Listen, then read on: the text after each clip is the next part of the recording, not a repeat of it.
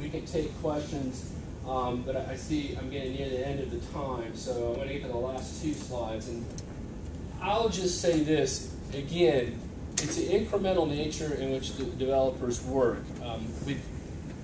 We tend to look for sites. You might do a desktop evaluation, such as John has suggested. There are some good tools. You do field investigation. Hopefully you sign landowners, and then you erect a Met tower. You measure the wind. And then it can get really complicated as to there's several interconnection steps that you have to take.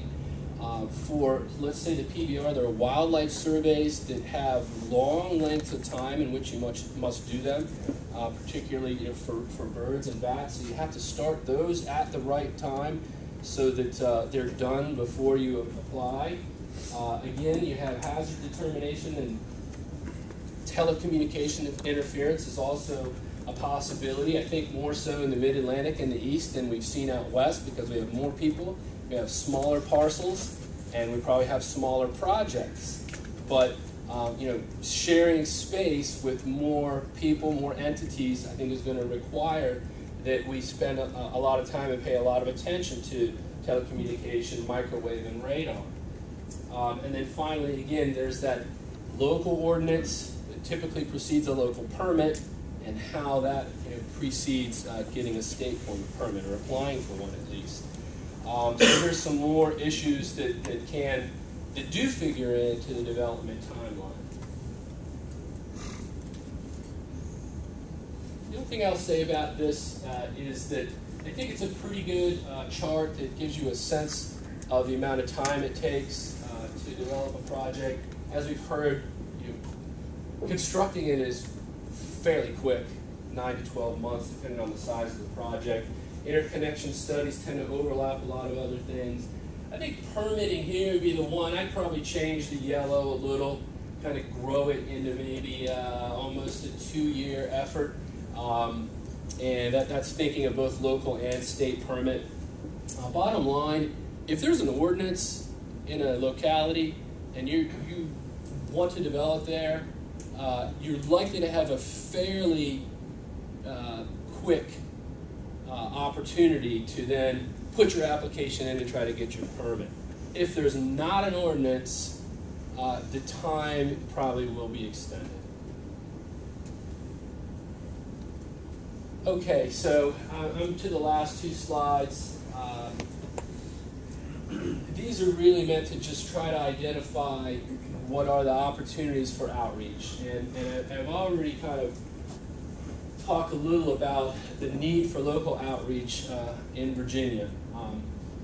The kind of groups, the organizations that I think are very helpful are environmental, health groups, business leaders, and business organizations, chambers of commerce, students, religious affiliations, labor. Labor can have a different impact in a different place. There may be some places where labor would be quick to try to help your project for a variety of reasons. Maybe they see there could be some jobs down the road, and there are other places where labor may or may not have much of an influence on the local elected officials.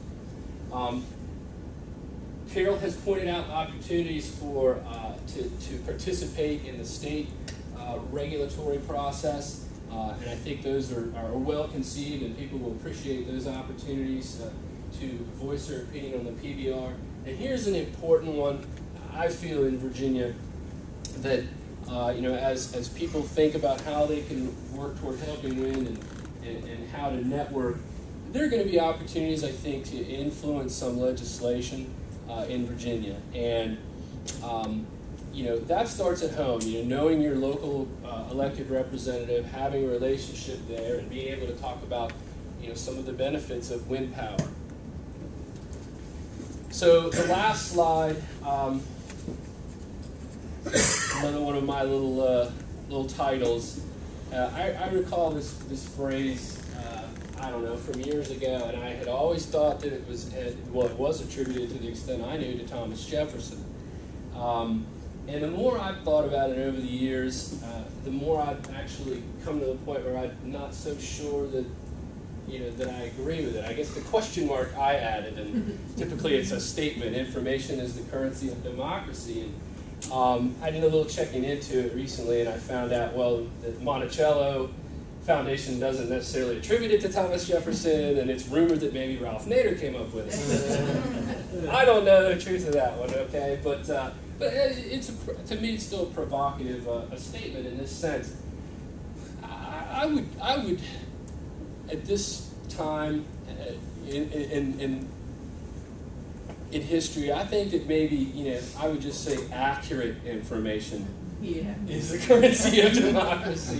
And you could probably twist this in a bunch of directions, but that would be the thing I would add, because what I'm finding when local elected officials are considering your permit and considering, let's say, noise and whatever other matter might be important to them, and we've had one person say that these wind turbines, when they can't put the power on the grid, the energy will get charged down into the ground and kill all the cattle in the area, which there's absolutely nothing accurate about that. Once you have your interconnection agreement, you produce it, it's taken by PJM or the utility, and it's used. So it's pretty bizarre, but you get those things. And I guess the point that I want to make here is just that public hearings, usually there's 3 minutes to speak. You have to do the best you can, and whether it's the developer or the advocates working together to be precise in what you say.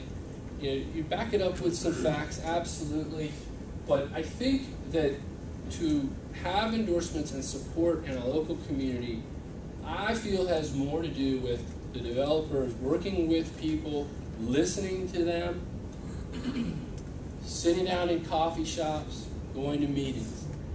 I think websites, emails, and blogs can supplement that, no question about it.